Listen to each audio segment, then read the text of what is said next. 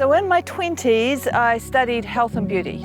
One of my dreams then was to have a retreat space, and here we are 30 years later, and 7 years now my partner and I have had this land, and we have created this rustic retreat where people come. He plays live music. The place has been planted and nurtured. Half a dozen acres of exquisite native and bushwalks. Me, I love making exquisite food. I'm a Feldenkrais practitioner, I'm a beauty therapist, I'm a massage therapist.